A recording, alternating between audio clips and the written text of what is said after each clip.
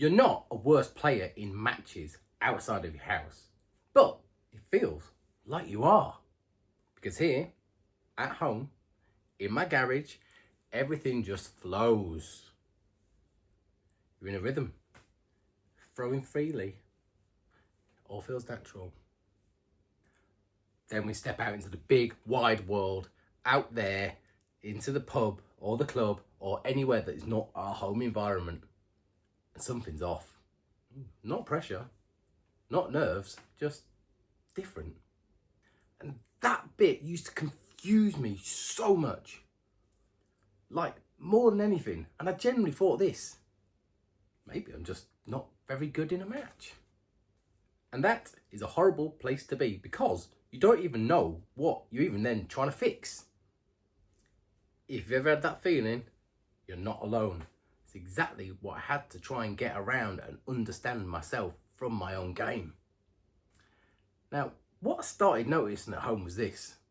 When I looked at my practice sessions at home, I noticed something. At home, everything runs on my timing. I throw, I walk, I collect, I throw again. Same pace, same breathing, same routine. And that was the same if I'm playing 501, 1-2-1 checkout, or even playing a bot. My tempo. And nothing interrupted that cycle whatsoever. And because nothing interrupts it, it just felt smooth. So when did it all start making sense to me? The moment it actually clicked into place is when I read a comment from a subscriber that said this. I'm not nervous outside my house, but nothing just feels the same. That word, same, that's the one that stuck right here. Because you know what? It's not the same, is it? Being in here versus out there, it ain't the same. At home, we live in the flow. Out there, it's full of interruptions and distractions everywhere. Well, firstly, in a match, you throw 3 darts, then you go and collect them, then you step back. Then, the waiting starts. Watching someone else's pace. I mean, they could be rapid, they could be slow, and they could just take forever figuring out where they've got to go when they're on a finish. We're under the control then of someone else's timing, somebody else's rhythm, not our own. And none of that matches our internal, practiced rhythm. While waiting, our body kind of changes ever so slightly. Your arm cools down slightly, your breathing shifts. If you're like me, your focus drifts away. Then suddenly it's your turn again. You've got to reset and refocus. And that restart may be small, but it's enough to throw you off your timing and your rhythm. And what I eventually realised is that I'd not trained for interruption and delay and waiting and distractions. I trained myself to be in the zone, in the moment, in the flow. And when the rhythm breaks, the flow just doesn't seem natural anymore. Doesn't mean the mechanics have changed, just means the timing of the movement has changed. And as we know, as I keep saying, timing is everything in darts. It's really difficult to put yourself in a situation like when you're out. So the distraction, the noise, I mean, you could put YouTube on and put background noise music on for a start. I didn't go that far, but what I did do is started playing a game with a shot clock. Let me flip it over and I'll show you the game I started implementing to break my rhythm and get me in that zone as if I was out of this place. What I started doing was a simple delay before my next throw. Nothing fancy, just stepping back and waiting. It's super simple. You can use a shot clock, timer on your phone, Solo 01, which I'm going to play on Go Darts Pro. The tool isn't important, it's the element of that, the waiting bit. That's the rhythm killer. So I'm going to get into a game of Solo 01. Normally when I play this on my own, I'll do 501 with a 20 or 30 second shot clock in between, and do a 301 leg with a 10-second shot clock in between, just to break me rhythm up. Right, let's press start. Finish each leg using maximum 30 darts. Game on. So what I'm going to do in between, chat to the camera as in I was chatting to someone down the pub. Gets me out of that throw, collect mode. I love 10 seconds in between anyway, so I've got a 10-minute chat, a 10-second chat even, not 10 minutes in between.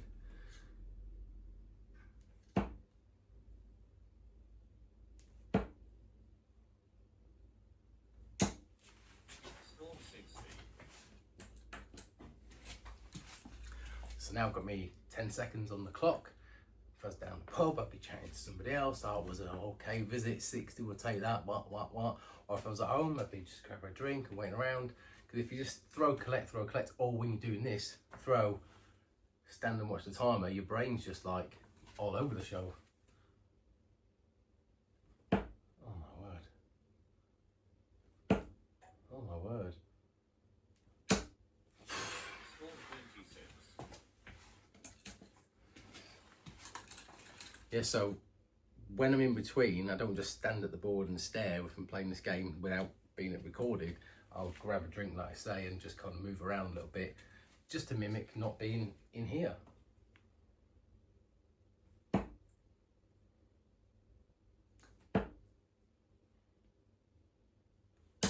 Oh! 99.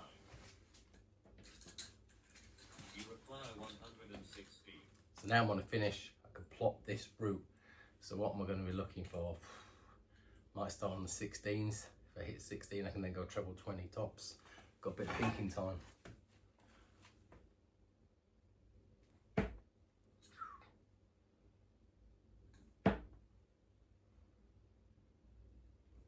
Score 51. You require 65. Here's that number that I had in Smart Beats Flashy. What do we do? I've got the thinking time. Go for it. Oh no.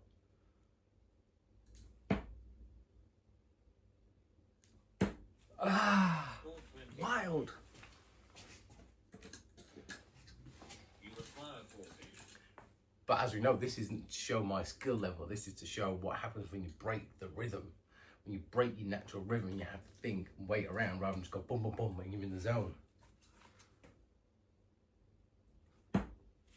Very good. You scored 40 and finished the leg using 16 darts. Was it the best leg? No, but it shows you waiting around does break your rhythm, but the more you play it and get used to it, it helps. A 16 dart is not too bad. When you're doing a video like this, could I do it in 12, 13? Probably, yeah, I could on a 301. But the whole emphasis of that was showing you that it's not just throw, collect and throw, collect. It was throw, collect, wait, chat to the camera as if I was chatting to my mate while I'm waiting for my throw. And the more I've been practicing games like that, the less different matches I've started to feel. For such a long time though, when matches felt different, I always just presumed something was wrong, that something needed a change. Was I gripping the dart too tight because I was nervous? Was I letting go because my grip was too tight? Was I letting go too late or too early? And then was my tempo off? Am I rushing it or being too slow on purpose? I just started adjusting things that didn't even need looking at. And look, yes, sometimes when you're in a pressure situation, it can get to you. So things do change slightly, but you don't have to change it. You just have to trust it. Because looking back now, I'll tell you what, nothing was broken. The rhythm had just changed. And at that point, I just didn't understand it. Now, when I'm playing a match, if something feels a little off, I don't let it define me.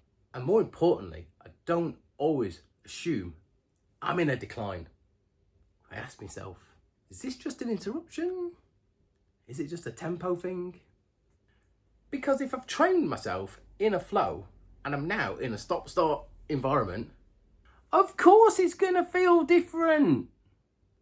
Different doesn't mean worse. Just means unfamiliar.